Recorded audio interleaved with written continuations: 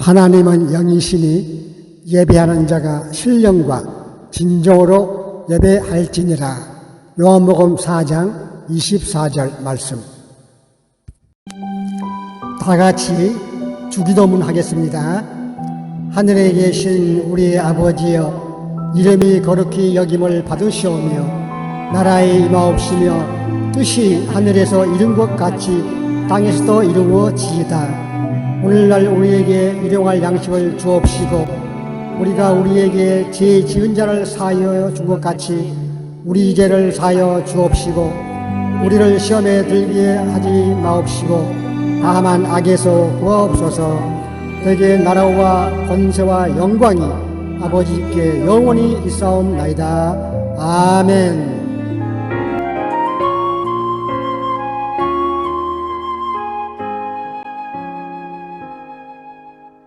예수 우리 왕이여, 이곳에 오셔서 우리가 함께 드리는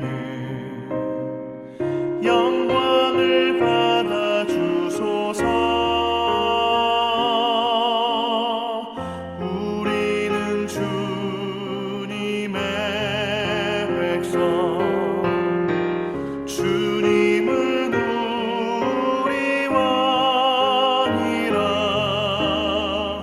왕이신 예수님 오셔서 좌정하사 다스리소서.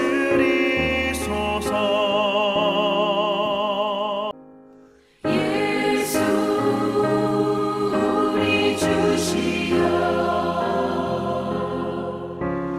이곳에 오셔서 우리가 주께 드리는 찬양을 받아 주소서. 우리는 주님의 종들, 주님은 우리 주시라. 주 되신 예수님 오셔서 이 찬양을 받아 주소서. 우리는 주님의 종들,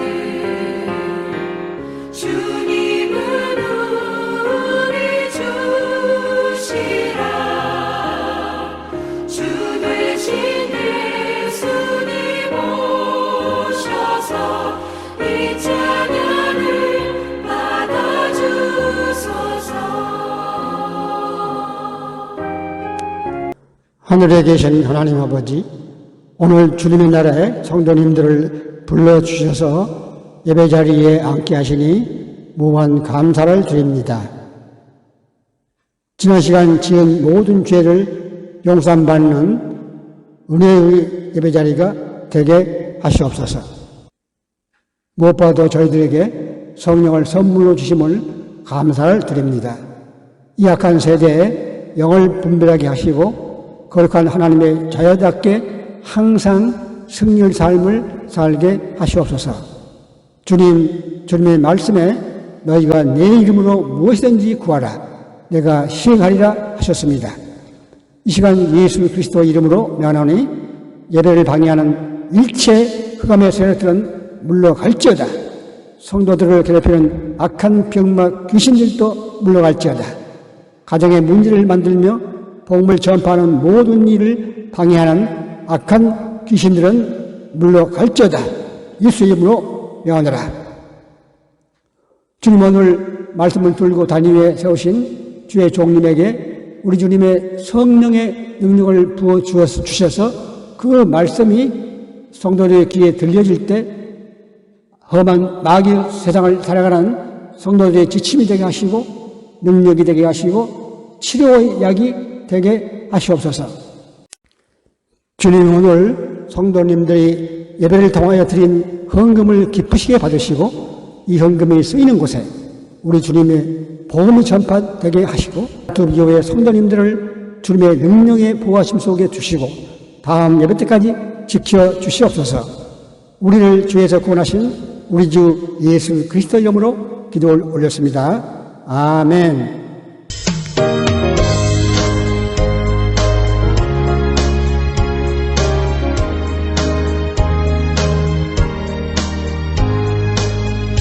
잠시 세상에 내가 살면서 항상 찬송 부르다가 날이 저물어 오라 하시면 영광 중에 나아가리. 열린 천국문 내가 들어가 세상 짐을 내려놓고 빛난 면류관 받아 쓰고서 주와 함께 길이 살리. 온전히 거듭으면서 나의 갈 길 나간 후에 주의 품 안에 내가 안기어 영원토록 살리로다. 열린 천국문 내가 들어가 세상 짐을 내려놓고 빛난 면류관 받아 쓰고서 주와 함께 길이 살리. 한숨하시고 죽음 없는 날 사모하며 기다리니 내가 드리던 주를 배울 때 나의 기쁨 넘치리라. 열린 천국문 내가 들어가 세상 짐을 내려놓고 빛난 면류관 받아 쓰고서 주와 함께 길이 살리. 오늘의 본문 성경 말씀은 사도행전 1장 4절에서 5절 말씀으로 사도와 함께 모이사 그들에게 분부하여 이르시되 예루살렘을 떠나지 말고 내게서 들은 바 아버지께서 약속하신 것을 기다리라. 요한은 물로 세례를 베풀었으나 너희는 몇 날이 못되어 성령으로 세례를 받으리라 하셨느니라. 아멘.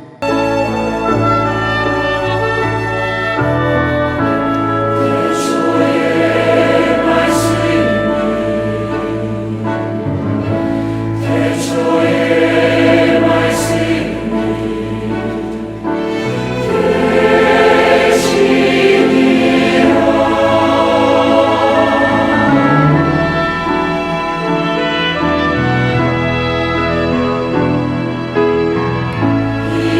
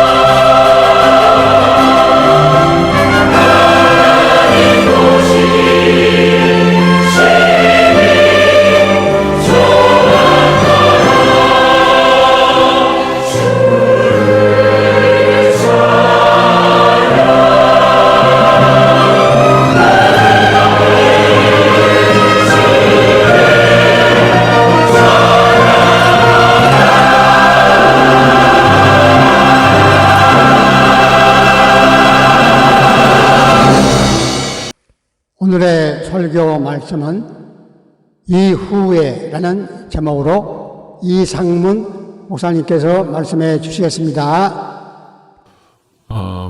바울 사도가 고린도 전서를 썼을 때 보통 우리가 AD 55년이나 길게 봐서 56년이라고 표현하는데, 예수님이 부활을 하신 이후로 약 25년, 6년 지난 다음에 고린도 전서가 써집니다.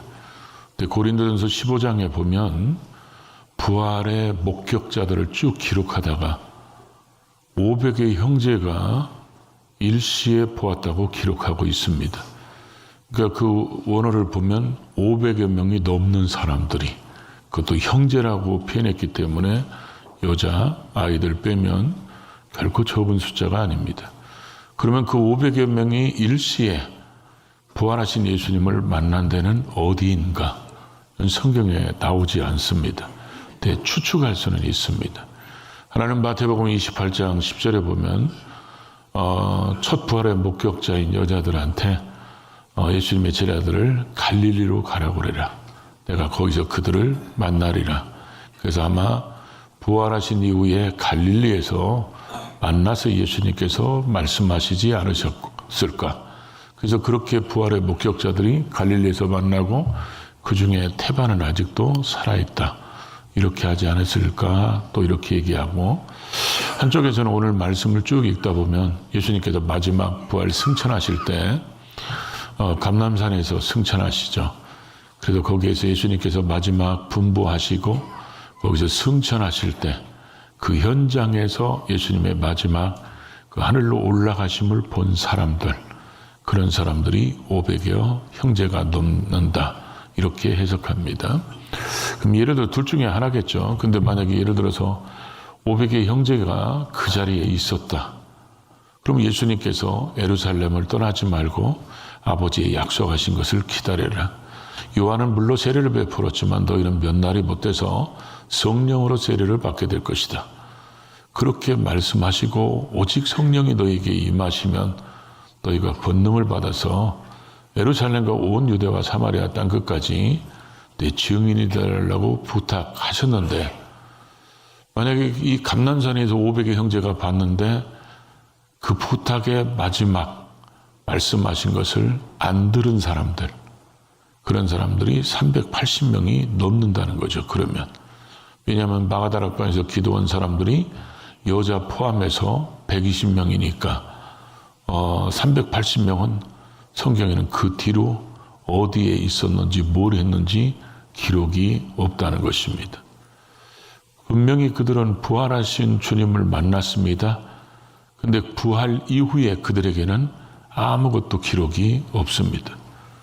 그러나 예수님의 말씀에 순종했던 제자들은 부활 이후에, 또 그들이 기도하다가 성령 세례를 받은 이후에는 사도행전이나 서신들에게 서신서 중에 기록된 것을 보게 됩니다. 오늘 우리도 마찬가지입니다. 우리도 예수 믿고 구원받았다, 내가 성령 받았다 그러면 성령 받은 이후에, 부활하신 이후에, 부활하신 주님을 만난 이후에 우리는 이 땅에 뭘 남기고 살아가고 있는지, 아니면 어쩌면 우리가 그 보이지 않는 380명 중에 한 사람의 모습은 아닐까. 오늘 말씀을 들으면서 우리 신앙 속에서는 오늘을 기점으로 뒤돌아보면 내가 확실하게 주님을 만났고 복음을 깨닫고 복음을 받아들였고 성령 세례를 받았고 성령 충만 받았고 이런 하나님과의 관계 속에서 특별한 날들이 있는 사람은 복 있는 사람들일 겁니다. 근데 그게 없다면 왜 없는지 그걸 오늘 찾아보고, 우리도 그렇게 반드시 그런 날을 사도행전의 오순절에 성령이 강림하셨던 그런 오순절 마가의 다락방 사건이나 부활하신 주님을 다메섹 도상에도 만나고 아나니아가 안수할 때 성령 세례 받았던 바울처럼 분명한 그런 영적인 체험들이 있어야 우리의 신앙이 하나님 앞에 아름다운 흔적으로 쓰임받을 수 있다는 거죠. 그래서 이 사도행전을 쭉 읽다 보면 이들이 성령 받았던 모습들이 사도행전의 몇 가지 모습으로 기록되어 있습니다. 근데 우리가 이런 제자들처럼 아름다운 흔적을 남기려면 먼저 우리가 뭘 해야 되느냐? 순종의 자리에 있어야 한다는 것입니다. 순종의 자리에 있어야 그 이후에 아름다운 흔적을 남길 수 있다는 것이죠. 오늘 본문을 쭉 읽다 보면 예수님께서 그들에게 분부하셨어요. 이 분부하다는 말은 명령하다, 지시하다. 그래서 이 마태마가 누가 이 세 공관복음서에는 이 단어는 다른 데다 쓰지 않고 예수님께서 명령하셨다, 분부하셨다 여기에만 이 단어를 사용했습니다. 근데 예수님께서 제자들에게 예루살렘을 떠나지 말고 그 말을 다르게 생각해 보면 지금 제자들은 예루살렘을 떠날 확률이 뭐요? 아주 높은 사람들이라는 거죠. 왜 그러냐면 이들은 예수님과 3년 넘게 공생의 그런 사역을 같이 할 때 가장 대접받았던 데는 어디였을까요? 갈릴리였을 겁니다. 수많은 사람들이 병자 고침받고 뭐 눈을 뜨고 귀신이 쫓겨나가고 그러다 보니까 어디 가든지 환영받고 막 수많은 사람들이 구름 때처럼 쫓아왔었는데 그리고 자기들이 거기 출신지니까 그쪽만 생각하면 마음이 든든하고 평안하고 그리고 그런 영적인 추억들이 솔솔 떠올랐을 텐데 예루살렘에 있으면 우리도 그런 말 하는 분이 있잖아요. 나는 그쪽에다가 오줌도 안 싼다고. 그쪽 방향으로. 왜냐하면 자기들이 그렇게 사랑했던 예수님을 모함하고 핍박하고 그래서 십자가에 못 박아 죽인 장소가 예루살렘이고 그렇게 핍박했던 사람들이 지금 예루살렘에 건재하고 있고 예수님을 죽였던 저들이 언제 우리를 죽일지 모르기 때문에 결코 그 사람들에게 제자들에게 예루살렘이 정감 가는 그런 지역은 아니었을 겁니다. 그런데 예수님께서는 그 제자들에게 예루살렘을 떠나지 말라는 거예요. 아버지의 약속하신 것이 올 때까지는 예루살렘을 떠나지 말라. 그래서 우리가 이 성경을 읽다 보면 이 누가복음을 보면 누가는 이 사도행전의 상권이라고 얘기할 수 있잖아요. 지금 그렇게 지금 1장 1절부터 그렇게 풀어가는데 예수의 복음은 어디서 시작했냐?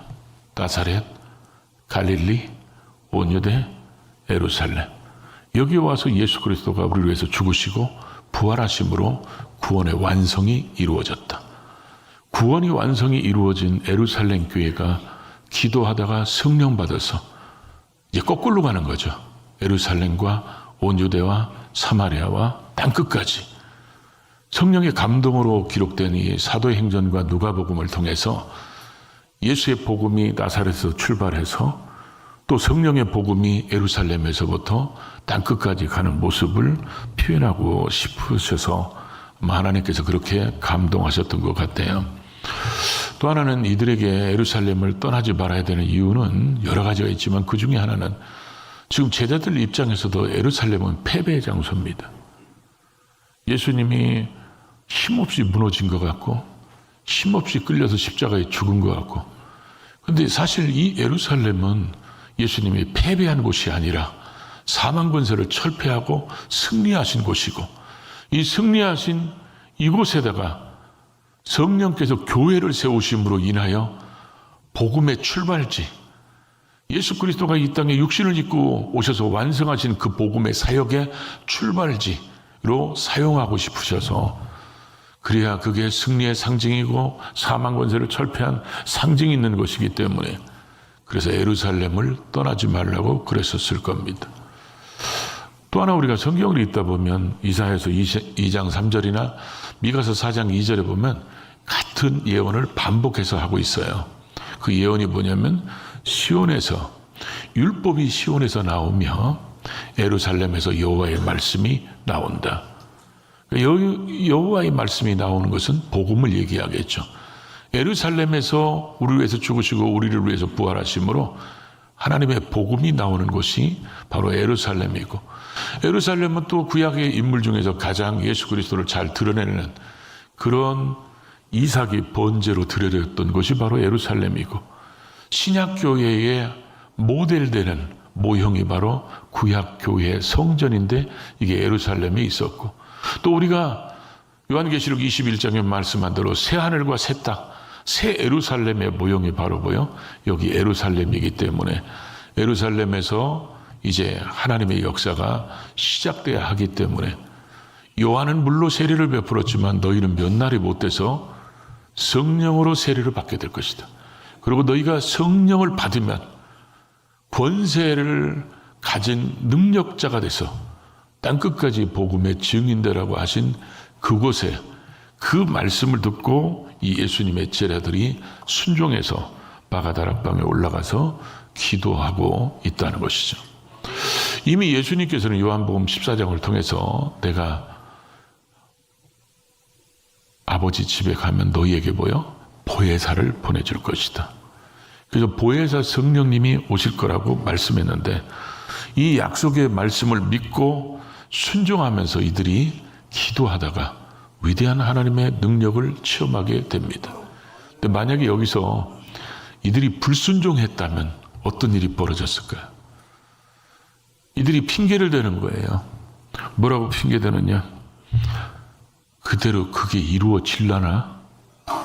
전에는 예수님이 있어서 이루어지는 걸 우리가 봤는데 예수님은 지금 올라가신 걸 내가 봤어, 우리가. 그런데도 예수님의 약속이 지금 여기에서 이루어질 수 있을라나? 이런 의심도 가질 수도 있고, 아니 그렇게 하나님이 일하신다면 꼭 예루살렘에서만 일해야 되나? 예수님이 살아계실 때 더 큰 역사는 갈릴리 쪽에서 더 많이 일어났는데, 그러면서 그 예수님의 약속에 대해서 불신하거나 예루살렘을 떠나지 말라고 딱 지목했음에도 불구하고 뭐 다른 데 가서 기다리지 뭐 여기는 우리한테 우애가 올지 모르니까 이렇게 불순종했다면 어쩌면 이들이 부활하신 주님 이후로의 삶은 380명의 모습처럼 사라졌을지도 모를 겁니다. 나중에 이제 베드로가 사도행전 5장에 가보면 그런 고백을 하죠. 하나님께서는 누구에게 성령을 부어주시느냐? 자기에게 순종하는 자들에게 주신 성령도 그러하다. 성령은 순종하는 자에게 주신다는 겁니다. 이걸 앞의 말씀과 이어서 생각해 보면 예루살렘을 떠나지 말고 아버지의 약속하신 것을 기다려라. 그 말씀에 순종했던 사람들. 요엘을 통해서 예언했던 그 말씀이 성취돼서 말세의 모든 남정과 여정에게 성령으로 부어주실 것이다. 그 말씀이 성취되는 그 말씀을 믿은 자들이 마가다락방에 있었고 그 믿은 자들 속에서 순종하니까 하나님의 역사가 일어났다는 거죠.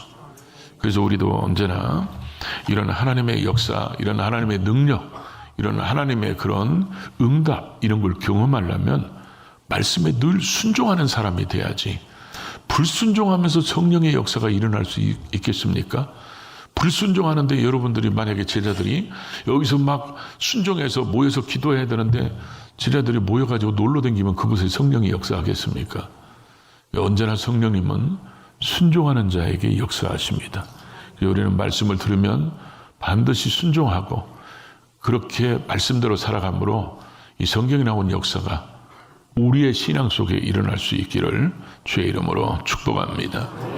두 번째로 보면 이들은 그렇게 순종했을 뿐만 아니라 이제 기도의 자리를 만듭니다. 그래서 오늘 14절에 보면 그들이 여자들과 예수의 어머니 마리아와 예수의 아우들과 더불어 마음을 같이하여 오로지 기도에 힘쓰더라. 여기에 예수의 아우들이 나옵니다. 사복음서에는 예수님의 동생들은 예수를 안 믿었어요. 근데 사도행전에 보면 부활하신 예수님을 만나고 나서 그랬던 것 같아요.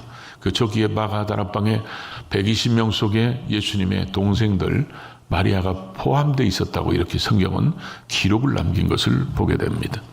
그런데 이들이 마음을 같이하여 오로지 기도에 힘썼다고 그러는데 기도에 힘썼다 했을 때 이 힘썼다는 말이 원어로 보니까 이렇게 써 있어요.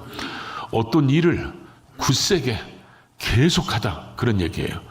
그러니까 이 말의 의미는 주님이 너희는 몇 날에 못 돼서 성령으로 세례를 받게 될 것이다. 그 말씀이 이루어질 때까지 계속 기도했다는 거예요. 그 약속이 성취될 때까지 계속 기도했다는 거예요. 여러분 우리가 이들이 10일 동안 기도하다가 오순절에 성령 세례를 받았는데 한 이틀 하다가 안 주실라나 보다. 그래가지고 갔으면 이들은 이런 위대한 주인공이 되지 못했을 겁니다. 그래서 기도는요. 기도에서 끝나면 안 됩니다. 기도는 언제나 응답에서 끝나야 되고 하나님의 약속의 성취에서 끝나야 됩니다. 이들이 9일간 했다가 갔어도 어떤 역사를 경험하지 못했을 거예요. 이들은 10일 동안 전혀 기도에 힘쓰다가 그 계속해서 응답이 올 때까지, 계속해서 성령 세례가 임할 때까지, 그 말씀이 성취될 때까지 끊임없이 기도하니까 그 말씀대로 이루어지게 됐다는 거죠. 오늘 우리는 이런 기도가 있는지 한번 우리를 돌아봐야 됩니다. 여러분들은 나는 무슨 일이 있어도 성령 세례 받아야 돼, 이것 때문에 금식하며 철야해 보신 적이 있습니까? 왜 갑자기 아문이 다 소풍 같죠? 내게 하나님께서 나를 이 땅에 존재케 하신 이유가 뭘까? 내게 주어진 사명은 무엇일까? 이것 때문에 정말 금식하고 철야하고 그 사명 감당하기 위해서 금식하고 철야하면서 뭐 기도원까지 올라가서 막 성령 받기 위해서 기도하고 그런 적이 요즘에는 다 사라져버린 것 같아요. 그러다 보니까 교회 안에는 380명이 굉장히 많아요. 하나님께서 약속한 그 순종의 자리, 기도의 자리를 지키지 못하지만 그래도 나는 예수를 믿어. 그러니까 사복음서적 신앙생활을 하는 사람이 있고 사도행전적 신앙생활을 하는데, 사복음서의 베드로와 사도행전에 있는 베드로는 같은 사람인데 너무 다르잖아요. 우리도 분명한 하나님의 역사하심, 성령 세례, 성령 충만, 어떤 하나님의 그 살아계심을 경험하는 이런 영적인 체험들이 분명해야 되는데 그런 거에 대해서 사모함이 없습니다. 그저 기도한다는 것이 내가 필요한 것이 있으니까 하나님 이거 해주셨으면 좋고, 이거 지금 길이 없으니까 이거라도 하나님이 해주셔야 된다고 내 필요에 의해서 기도하지, 하나님의 필요에 의한 것들은 구하지 않는 타락하고 변질된 시대 속에서 살아가고 있다는 거죠. 지난주에 말씀드렸죠. 천국의 번지수를 다 정해놓고 살아요. 강도하고 같은 동에 살으려고. 근데 여러분, 제가 볼 때는 우리가 아무것도 안 하고 가면 강도보다도 훨씬 더 뒤떨어진 데서 살 것 같아요. 왜냐하면 강도는 하고 싶어도 못했어요. 근데 할 기회가 있는데도 안 한다면 문제가 있겠죠. 지금 우리 인생을 쭉 돌아보면, 야, 내가 그때 그렇게 기도해서 성령 받지 않았으면 어떤 일이 생겼을까? 내가 그때 주님을 만나지 못했으면 지금 나는 뭐하고 살을까? 어떻게 생각하면 아찔할 때가 있죠. 야, 그때 진짜 내가 그때 그 예배 가기 싫었는데, 그 기도하기 싫었는데, 그럼에도 불구하고 옆에서 같이 하자고 그래서 같이 했더니 나도 기도하다가 성령 세례 받고 성령 충만 받고, 그래서 내 인생 속에서 하나님을 분명하게 만나고 경험하고 성령님을 인격적으로 만나는 그런 놀라운 경험들을 했던 그런 신앙의 아름다운 흔적이 남겨져 있느냐는 거예요. 그게 우리에게 꼭 필요하다는 거죠. 왜 그러냐? 예수님을 보면 압니다. 예수님은 태어날 때도 성령으로 잉태되는, 성령으로 잉태하고, 예수님 세례받고 올라올 때 성령이 비둘기같이 임하셨고, 성령에 이끌려서 광야에서 마귀의 시험을 이기시고, 예수님께서 수없이 많은 기적을 행할 때 성령을 기름 붓듯이 물 붓듯이 부어주시니까 성령의 능력으로 행하고, 심지어 예수님의 부활까지도 성령의 능력으로 부활하셨다고 말씀하시므로 예수님은 성령으로 시작해서 성령으로 진행하시고 성령으로 마치셨다는 거예요. 그런 제자들에게 예수님이 절대 니들 예루살렘 떠나면 안 돼.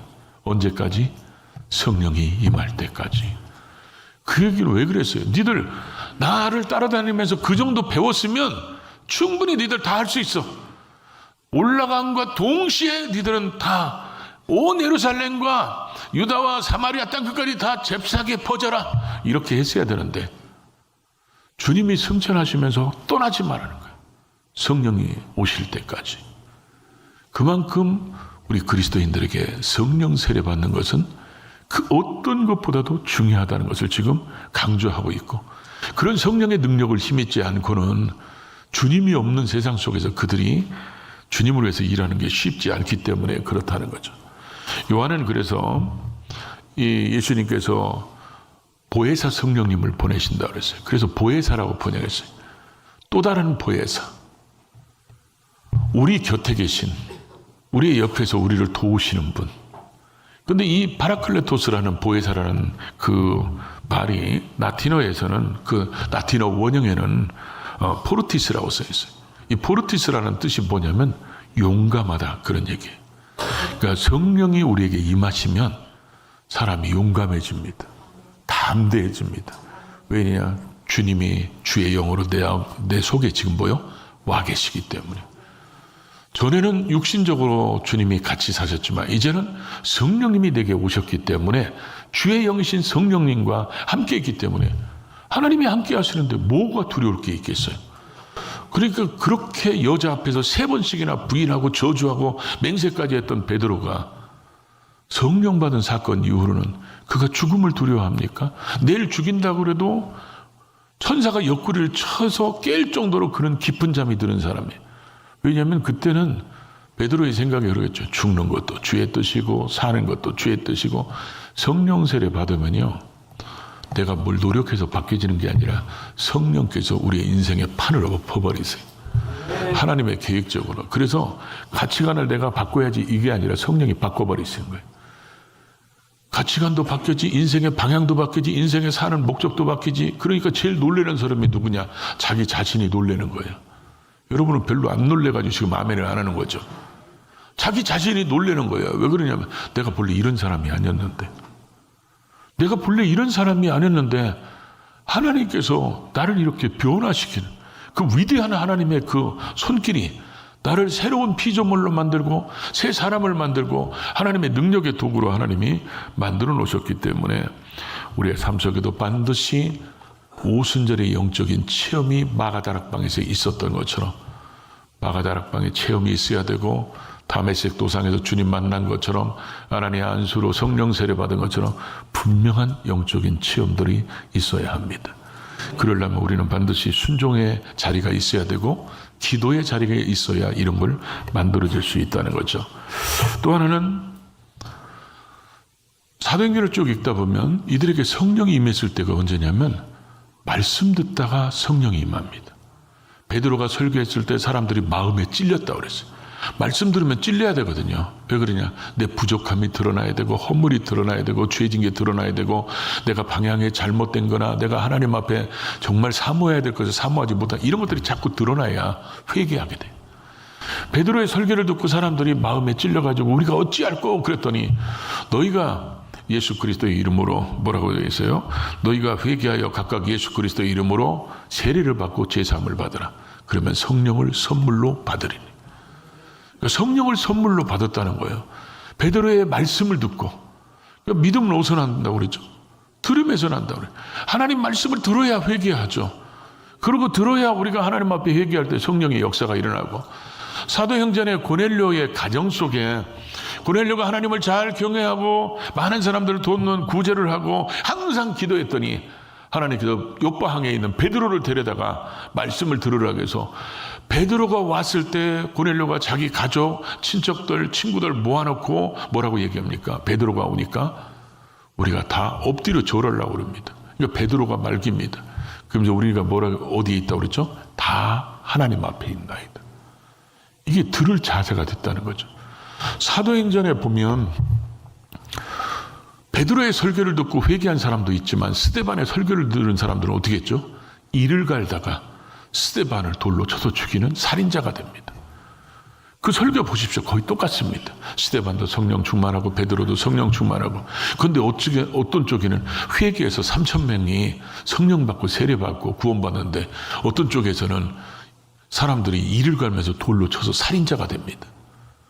오늘 똑같이 하나님 앞에 와서 예배 드릴 때 어떤 사람은 은혜 받고 가는데 어떤 사람은 시험 들고 갑니다. 왜 그럴까요? 마음밭을 준비하고 와야 된다는 거죠. 설교하는 사람도 준비하지만 받을 수 있는 사람도 준비해서 하나님의 말씀이 성령 안에서 우리 모두에게 임재하심과 역사하심과 은혜 주심과 깨닫게 하심들이 있어야 되는데 준비하지 않고 왔다는 말씀이 시험이 될 수도 있다는 거죠. 그래서 고넬료가 베드로가 설교할 때 말씀 듣다가 성령이 임합니다. 이 고넬료의 사건은 선교학적으로 굉장히 중요하잖아요. 고넬료가 말씀 듣다가 그 이방인들이 성령 세례 받는 거, 그래서 방언도 하고 예언도 하며 하나님을 높이는 이 사건이 나중에 사도행전 15장에 가면 이방인도 선교할 수 있다, 이런 결론을 내리는 간증이, 요 간증을 쓰는 거예요. 그러면 우리도 이렇게 생각하죠. 나는 말씀 들을 때 성령이 역사하는가? 말씀 들을 때 성령 받았는가? 말씀 들을 때 성령님이 깨닫게 하시는가? 없다면 틀림없이 우리 둘 중에 하나는 문제겠죠. 근데 여러분은 눈초리가 나한테 문제 있다고 지금 째려보시는 것 같아요. 응? 제가 고치겠습니다.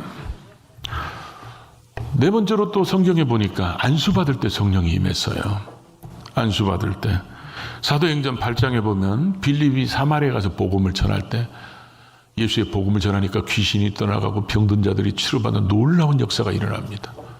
그랬더니 예루살렘의 사도들한테 들어가니까 베드로와 요한이 와서 이들에게 안수하니까 성령이 임했다는 것입니다.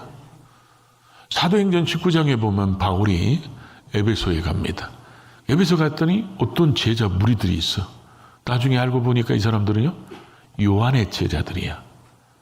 요한의 세례까지만 아는 사람들. 그래서 이 사람들에게 바울이 질문하죠. 너희가 믿을 때에 성령을 받았느냐? 또 이들이 대답이 뭐죠? 우리는 성령이 있음도 듣지 못했다. 자, 여러분에게 제가 일러드릴게요. 성령은 살아계십니다. 사모하면 성령이 오십니다. 그러니까 여러분들이 성령 세례, 성령 충만 받는 거 이제는 나는 분명히 얘기했어요. 그러니까 그 책임은 누구에게 있을까요? 못 받으면? 자우지간 불리하면 왜 아멘을 안 하는지 모르겠어. 이제 성령 세례를 못 받고 충만 못 받는다 그러면 나는 분명히 있다고 했으니까 여러분에게 문제가 있어요. 기도하면 오십니다. 역사하십니다. 성령님이, 그래서 우리도 최소한 그런 핑계는 안 돼. 나는 성령이 있음도 듣지 못했다고. 나는 분명히 있다고 얘기했어요. 나는 성령 충만을 경험했다고 얘기했습니다. 그리고 우리도 반드시 성령 충만을 경험해서 우리의 삶의 역사가 하나님의 영광을 위한 아름다운 흔적을 남기는 삶이 돼야 된다는 거죠. 우리가 예배드리는 자리에 또 부흥회, 우리가 이제 오늘 저녁부터 부흥회하니까 이런 부흥회하는 자리에 우리가 그런 순종의 자리가 되고 기도의 자리가 되고 말씀을 듣고 안수받을 때 하나님의 살아계심과 성령이 충만하고 성령 세례 받는 것들을 우리가 경험하면 우리는 이 땅에서 담대하게, 때로는 힘들고 어려울 때가 있더라도 성령 세례 받아서 주님이 나와 동행하시는 걸 아는 우리는 절대로 좌절하거나 낙심하지 않습니다. 하나님의 다 계획과 뜻이 있다는 걸 믿기 때문에 믿음으로 이겨나가고 또 무릎으로 견뎌나가는 모습이 될 수 있다는 거죠. 우리는 반드시 이런 베드로가, 사복음서에 있는 베드로가 오순절에 성령 받은 이후로 사도행전의 역사를 보면 너무 달라졌어요. 성령 받은 이후에는 부활하신 주님이 승천하는 것을 목격한 그들, 이제 부활한 이후에, 성령 받은 이후에는 너무 다른 삶을 살았는데 이제 그런 삶을 살아야 될 사람들이 이제 저와 여러분입니다.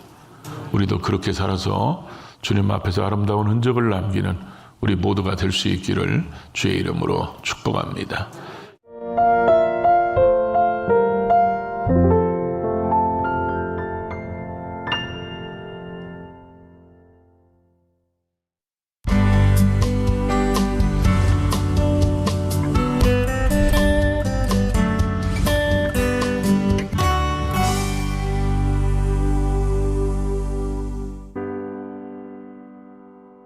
모든 것이 주께로부터 왔으니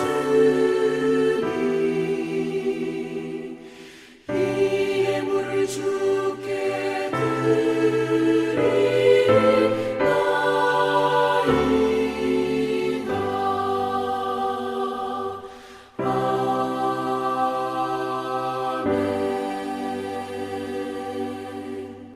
아멘. 하나님 아버지, 11조와 감사 헌금과 각자의 형편에 따라 드린 모든 예물을 기뻐 받으시고 하나님의 자녀들을 축복하여 주옵소서. 예수님 이름으로 기도합니다. 아멘. 주기도 소원과 축도로 예배를 마치겠습니다.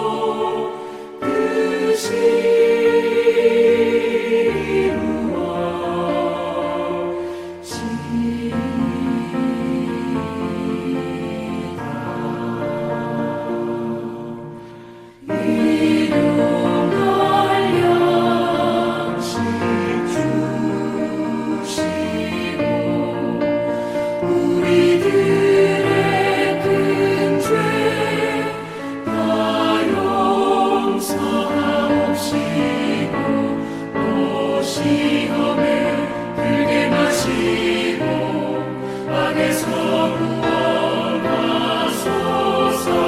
내게 주의 나라 주의 권세 주의 영광 영원히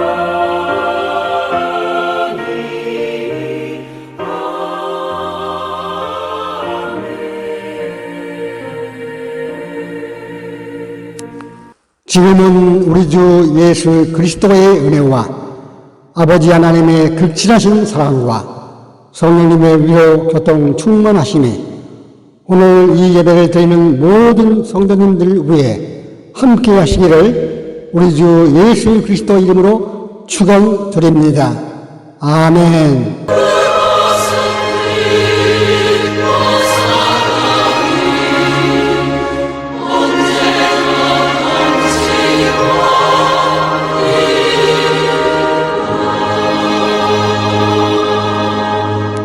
이것으로 이번 주 유튜브 교회 예배를 마치겠습니다. 다음 주 기쁨으로 다시 만나시겠습니다. 할렐루야!